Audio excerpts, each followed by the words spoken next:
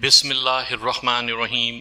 سامعین اکرام، آپ سن رہے ہیں انسپیکٹر نواز خان سیریز کے سلسلے میں ایک اردو کہانی اور وہ مر گئی، جس کے مصنف ہیں طاہر جاوید مغل، اور یہ اس سلسلے کی پہلی قسط ہے۔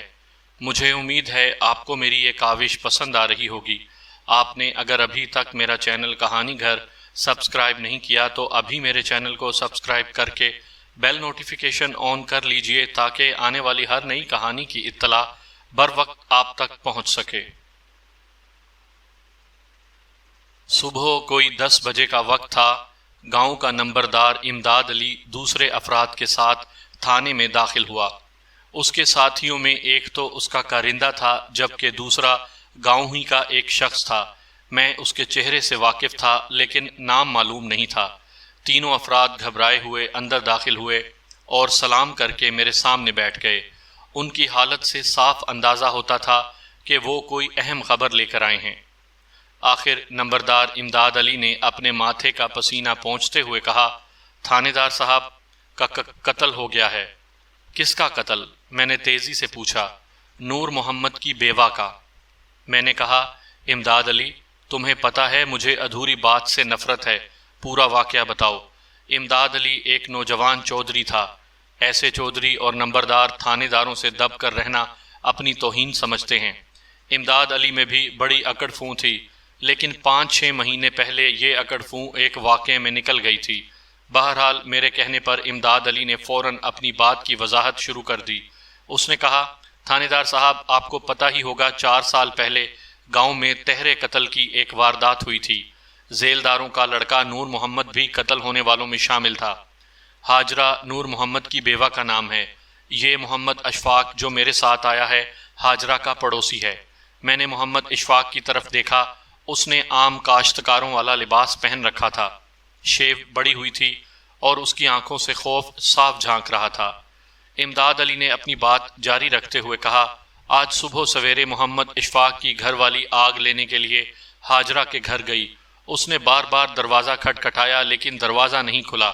اشفاق کی بیوی پہلے ہاجرہ کو اور پھر اس کے بیٹے امتیازی کو آوازیں دیتی رہی۔ آخر مایوس ہو کر اس نے اشفاق کو بتایا۔ اشفاق بھی کچھ دیر آوازیں دیتا رہا، پھر دیوار پھلانگ کر اندر چلا گیا۔ میں نے نمبردار کو ٹوکتے ہوئے کہا، جب اشفاق یہاں موجود ہے تو پھر وہ کیوں بول رہا ہے؟ میں نے اشفاق سے مخاطب ہو کر کہا، ہاں میاں، تم بتاؤ، تم اکیلے ہی اندر گئے تھے یا کوئی اور بھی تھا؟ وہ تھوک نگل کر بولا، جناب اکیلا ہی تھا میں نے امتیازی اور اس کی ماں کو آوازیں دیں پر کوئی جواب نہ آیا۔ میں کمرے میں گیا تو چارپائی پر بہن ہاجرہ کی لاش پڑی تھی۔ میں بھاگ کر صحن میں آیا اور باہر دروازہ کھول کر شور مچا دیا۔ پوری گلی اکٹھی ہو گئی۔ بہن ہاجرہ کے پتر امتیازی کا کہیں پتہ نہیں چل رہا تھا۔ ہم نے سمجھا کہ شاید قتل کرنے والے اسے ساتھ ہی لے گئے ہیں، مگر تھوڑی دیر بعد وہ گھر کے اندر سے ہی مل گیا۔ وہ اناج والی کوٹھڑی میں چھپا ہوا تھا۔ اس نے روتے ہوئے بتایا کہ اس کی ماں کو کالے کپڑے والے ڈاکو نے گولی مار دی ہے اور وہ یہاں نہ چھپ جاتا تو ڈاکو اسے بھی مار ڈالتا۔ میں نے نمبردار امداد علی سے پوچھا، تم کہہ رہے ہو کہ اشفاق کی بیوی صبح سویرے آگ لینے ہاجرہ کے گھر گئی تھی اور اس وقت خیر سے 10 بج رہے ہیں، تم لوگ اتنی دیر سے اطلاع کیوں پہنچا رہے ہو؟ امداد علی کے چہرے سے ظاہر تھا کہ وہ میرے اس سوال کے بارے میں پہلے سے جانتا ہے۔ اس نے کہا، جناب بات دراصل یہ ہے کہ واردات کا پتہ تقریباً 7 بجے ہی چل گیا تھا۔ آدھ پون گھنٹہ تو یہ سوچتے سوچتے گزر گیا کہ پولیس کو اطلاع کون دے۔ پھر اشفاق میری حویلی پہنچا۔ وہ چاہتا تھا کہ مجھے ساتھ لے کر آپ کے پاس آئے، لیکن میں فصلوں پر گیا ہوا تھا۔ وہاں سے آیا ہوں تو ہم سیدھے آپ کے پاس حاضر ہو گئے ہیں۔ یہ کوئی عجیب بات نہیں تھی، لوگ رپورٹ کرنے میں عموماً دیر کر دیتے ہیں، آج کل بھی کرتے ہیں اور اس دور میں بھی کرتے تھے، لیکن مجھے مقتولہ کے ہمسائے پر شک سا ہونے لگا۔ وہ کہہ رہا تھا کہ اس نے گلی میں جا کر شور مچایا اور بہت سے لوگوں کو واردات کے بارے میں بتا دیا۔ اس کا مطلب تھا کہ قریباً 3 گھنٹے پہلے واردات کی خبر گاؤں میں عام ہو چکی تھی۔ یہ گاؤں بڑا تھا لیکن بہت زیادہ بڑا بھی نہیں تھا۔ اگر 3 گھنٹے پہلے عام لوگوں کو قتل کا پتہ لگ گیا تھا تو تھانے تک خبر کیوں نہیں پہنچی تھی؟ اس سے ظاہر ہوتا تھا کہ اشفاق کے بیان میں فرق ہے۔ بہرحال میں نے فوراً ان لوگوں کو ساتھ لیا اور موقع واردات کی طرف روانہ ہو گیا۔ گھر کے اندر اور باہر کافی لوگ اکٹھے ہو چکے تھے۔ میرے عملے نے انہیں ڈرا دھمکا کر پیچھے پیچھے ہٹایا۔ میں اس کمرے میں پہنچا جہاں خون ہوا تھا۔ مقتولہ کی لاش ابھی تک چارپائی پر پڑی تھی، بستر کی چادر خون سے سرخ ہو رہی تھی، کھدر کے پھولدار لحاف پر بھی دھبے تھے۔ نمبردار اور اشفاق وغیرہ کا بیان تھا کہ لاش کو اس کی جگہ سے ہلایا نہیں گیا۔ میں نے قریب سے دیکھا، لاش اکڑ چکی تھی۔ مقتولہ پر رائفل سے فائر کیا گیا تھا، گولی اس کی چھاتی پر لگی تھی۔ میرے اندازے کے مطابق مقتولہ کی عمر 30-32 کے قریب تھی، تاہم وہ دیکھنے میں جوان نظر آتی تھی۔ اس کے کانوں میں سونے کی بالیاں چمک رہی تھیں۔ نمبردار ایک روتے منہ بسورتے لڑکے کو میرے پاس لے آیا اور بتایا کہ یہ امتیازی ہے۔ لڑکے کی عمر تقریباً 12 سال تھی۔ وہ ایک گورا چٹا صحت مند لڑکا تھا۔ رو رو کر اس کی آنکھیں سوجی ہوئی تھیں۔ ایک طرح سے یہ لڑکا اس کیس کا سب سے اہم گواہ تھا۔ میں نے لڑکے کے سر پر ہاتھ پھیرا، اسے دلاسا دیا۔ اس دوران میرا سب انسپیکٹر موقع کا نقشہ تیار کرنے میں مصروف ہو گیا۔ کمرے میں جد و جہد کے آثار نظر نہیں آتے تھے۔ یوں لگتا تھا قاتل اندر آیا اور گولی مار کر خاموشی سے چلا گیا۔ گھر سے کوئی چیز چوری ہوئی تھی اور نہ ہی سامان الٹ پلٹ کیا گیا تھا۔ میں لڑکے کو ساتھ لے کر دوسرے کمرے میں آ گیا۔ اس نے عام دیہاتی لڑکوں کی طرح دھوتی کرتا پہن رکھا تھا، گلے میں چمڑے کا تعویذ تھا۔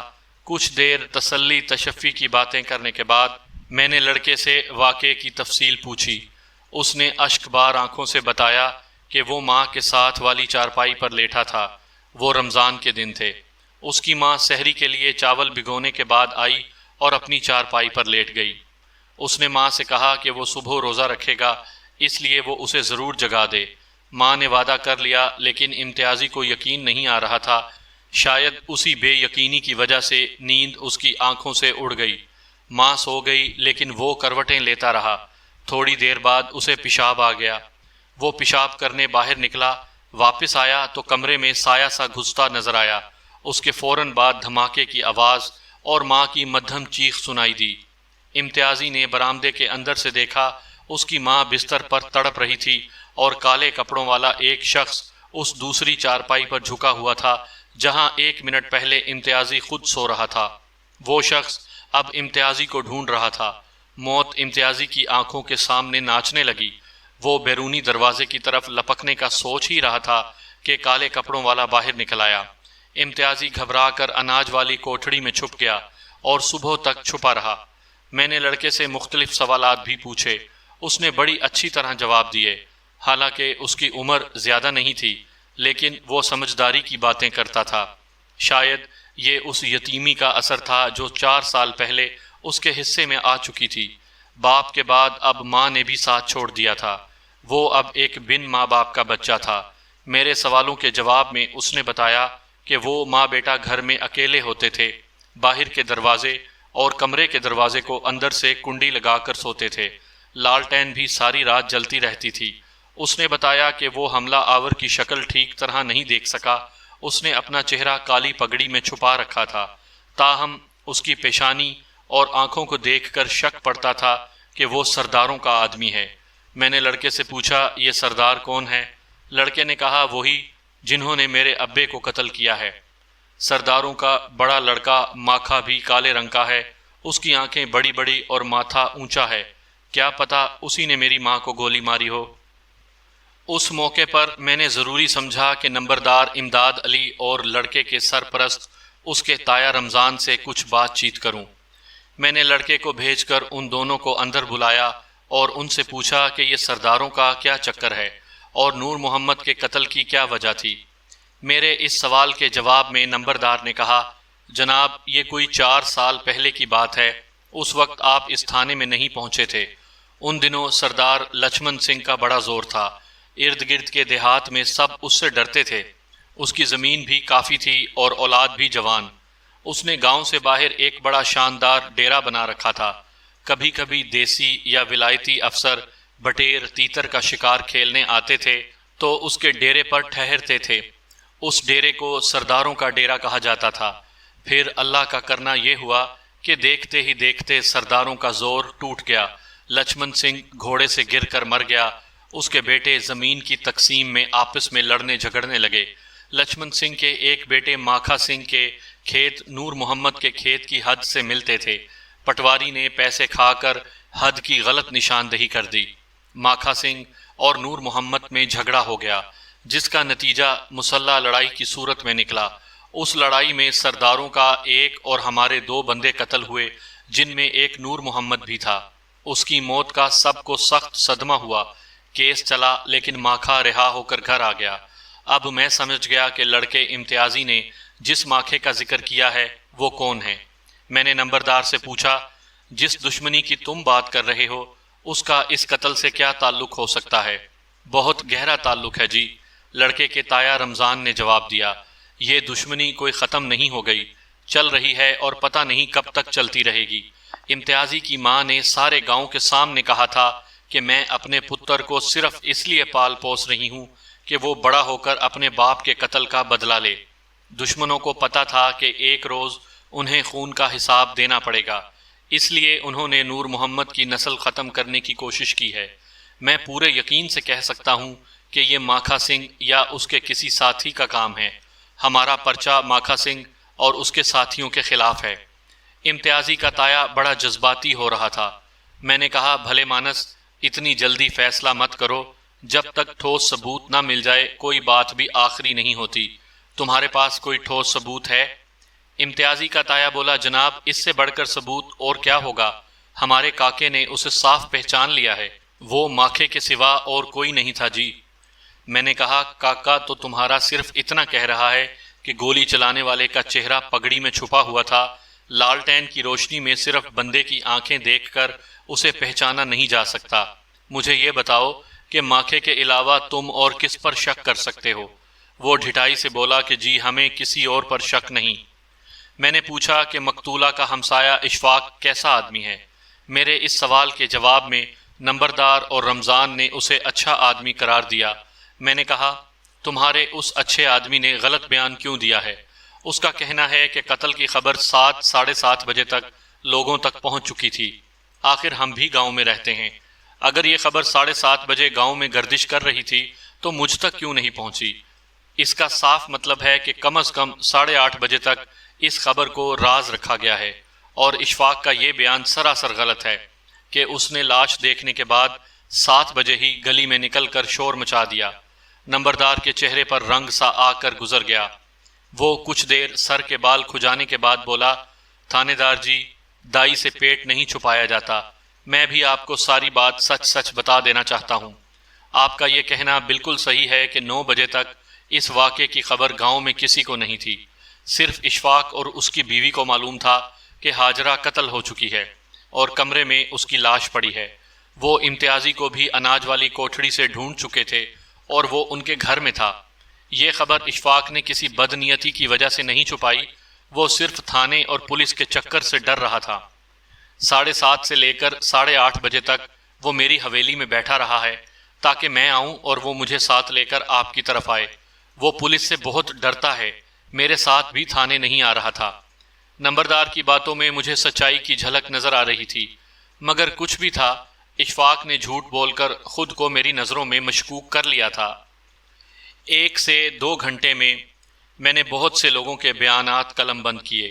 ان میں پہرے داروں کے علاوہ مقتولہ کے ہمسائے اور دوسرے لوگ بھی تھے۔ زیادہ تر لوگوں کا خیال تھا کہ یہ قتل اسی دشمنی کا نتیجہ ہے جس کے سبب 4 سال پہلے امتیاز کے باپ نے جان سے ہاتھ دھو دیے تھے۔ صرف ایک شخص، اللہ رکھے، نے ذرا مختلف بیان دیا۔ اس نے کہا کہ رات پچھلے پہر وہ اپنے کھیت میں کام کر رہا تھا، کوئی 2:30-3 بجے کا وقت تھا۔ اس نے 2 گھڑ سواروں کو دیکھا جو گاؤں کی طرف سے آ رہے تھے۔ وہ کافی جلدی میں لگتے تھے کیونکہ کچی سڑک پر پہنچنے کے لیے انہوں نے اصل راستہ چھوڑ کر گھوڑے کھیتوں میں ڈال دیے۔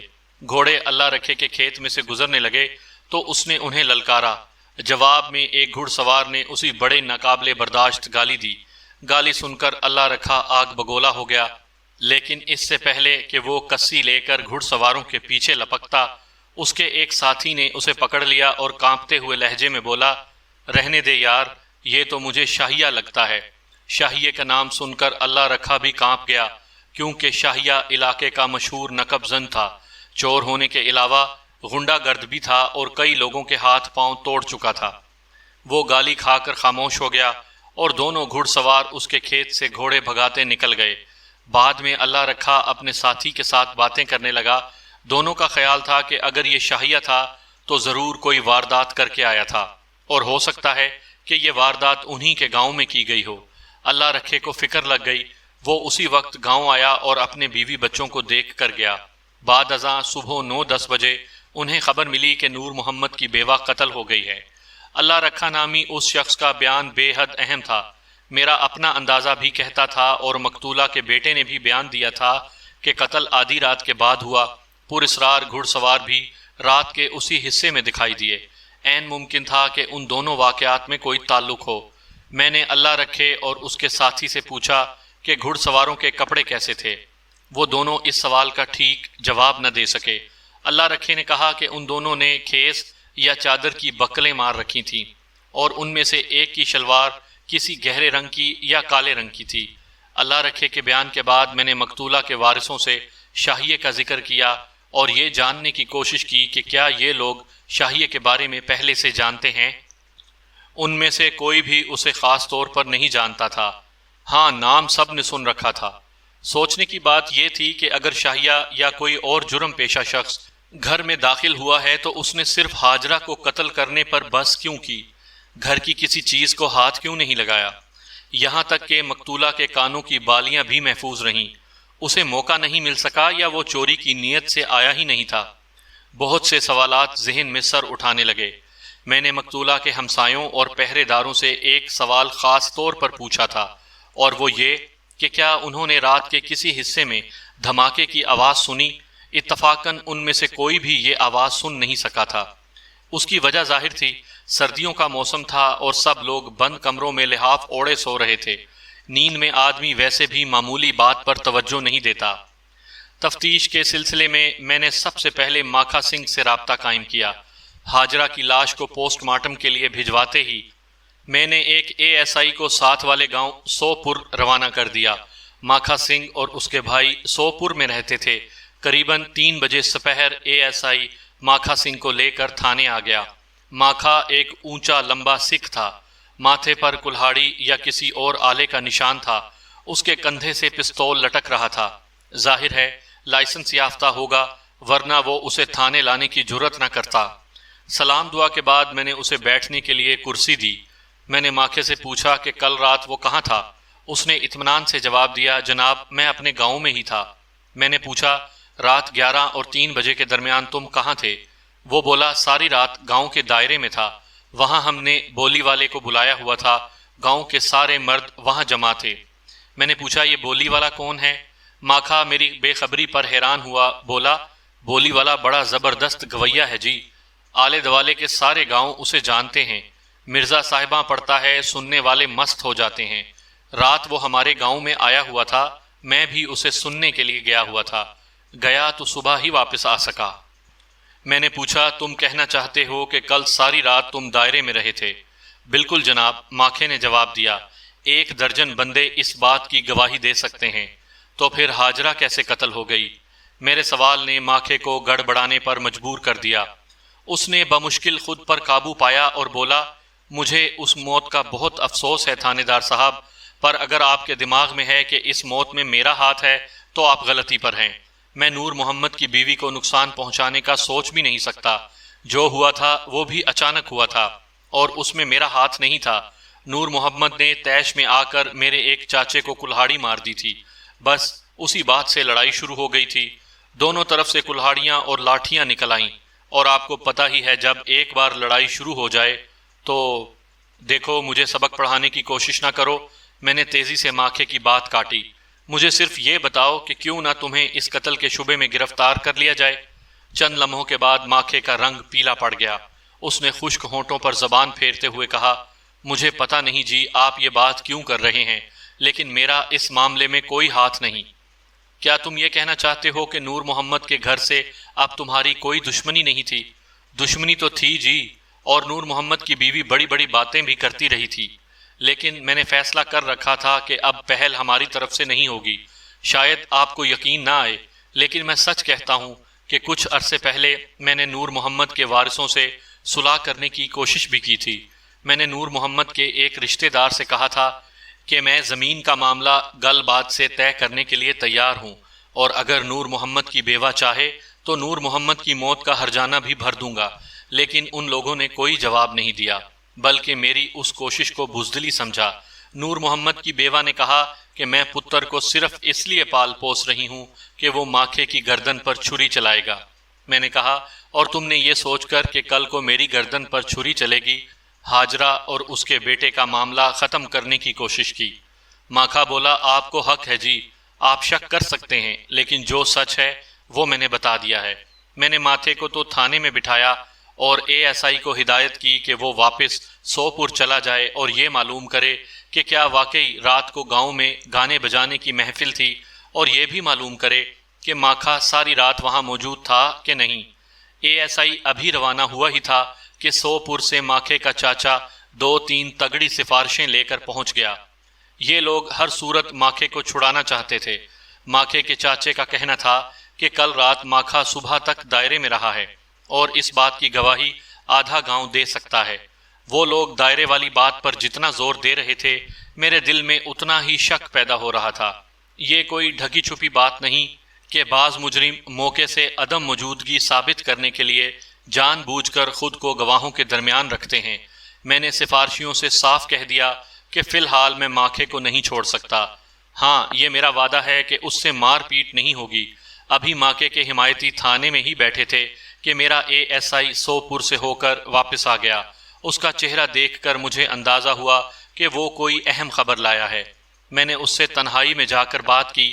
ASI نے بتایا کہ یہ تو صحیح ہے کہ کل رات گاؤں میں گانے بجانے کی محفل تھی اور ماکھا بھی وہاں موجود تھا، لیکن اس سے یہ بات ثابت نہیں ہوئی کہ وہ ساری رات گاؤں سے باہر نہیں نکلا۔ اس محفل میں زیادہ تر سکھ بیٹھے ہوئے تھے۔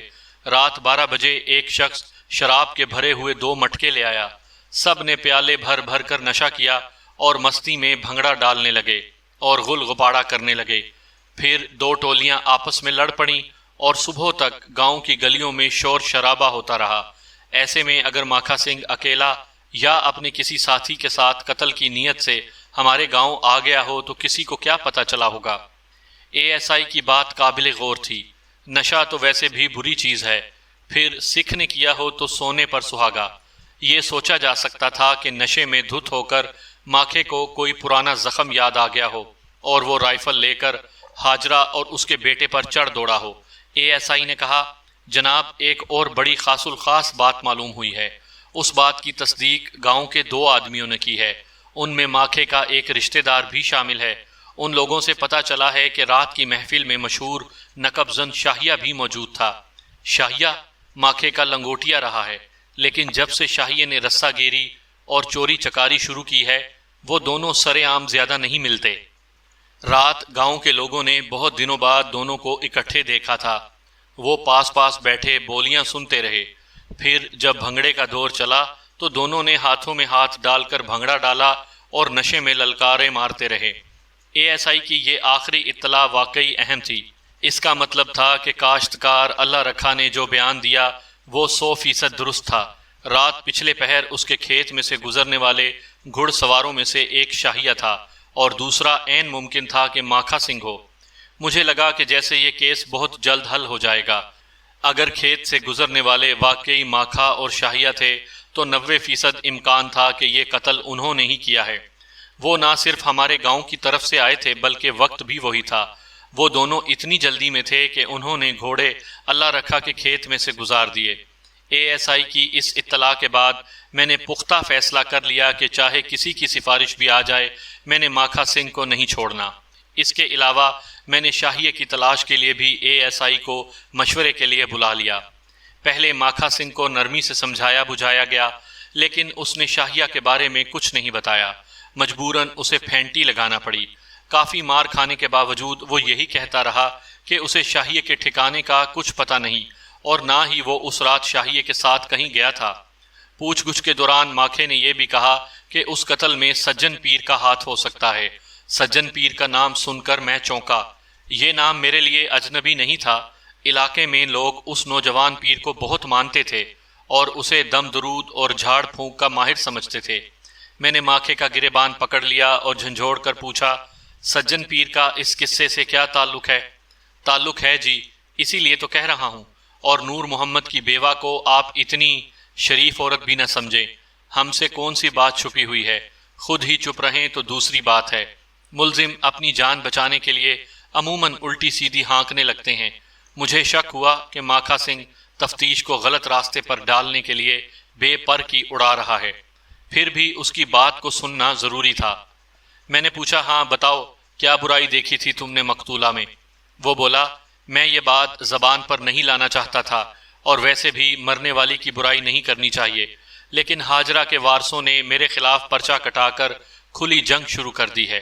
وہ میری گردن پھانسی کے پھندے میں دینا چاہتے ہیں، لیکن اس میں انہیں کبھی کامیابی نہیں ہوگی۔ میں نے کہا، ماکھے، میں جو پوچھ رہا ہوں اس کا جواب دو۔ کیا برائی نظر آئی تھی تمہیں ہاجرہ میں؟ ماکھے نے جواب دیا، آپ یہ نہ سمجھیں جی کہ میں الزام لگا رہا ہوں، آپ اپنے طور پر تصدیق کروا سکتے ہیں۔ گاؤں کے کئی لوگوں کو یہ بات معلوم ہوگی اور کوئی نہ کوئی ضرور سچی بات آپ کو بتا دے گا۔ شوہر کی موت کے بعد ہاجرہ بیمار رہنے لگی تھی۔ اس نے جھاڑ پھونک کے لیے انت نگر سجن پیر کے پاس جانا شروع کر دیا۔ 5-6 مہینے بعد وہ تندرست ہو گئی، لیکن سجن پیر کے پاس آنا جانا جاری رہا۔ یہ معاملہ بڑھتا گیا اور کبھی کبھی سجن پیر نے بھی ہاجرہ کے گھر آنا اور رات رہنا شروع کر دیا۔ ایک جوان بیوہ عورت کے گھر ایک جوان مرد کا رات رہنا کوئی معمولی بات نہیں ہے جی۔ سمجھدار لوگ انگلیاں اٹھانے لگے تو ہاجرہ کے وارثوں نے اسے سختی سے سمجھایا اور ڈانٹ ڈپٹ کی۔ اس کے بعد ہاجرہ نے پیر کے پاس آنا جانا بند کر دیا، لیکن مجھے پورا وشواس ہے کہ یہ معاملہ ختم نہیں ہوا تھا اور اندر ہی اندر کوئی کھچڑی پک رہی تھی۔ یہ بھی ہو سکتا ہے کہ ہاجرہ کو گولی مارنے والا سجن پیر ہی ہو۔ ماکھے نے بڑی ہوشیاری سے میرے ذہن میں شک کا بیج بو دیا تھا۔ میں نے ضروری سمجھا کہ سب سے پہلے اس شک کو رفع کیا جائے۔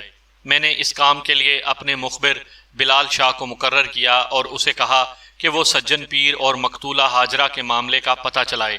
بلال شاہ نے طوفانی انداز میں کام کیا اور 12 گھنٹے کے اندر اندر اس بارے میں بہت کچھ جان لیا۔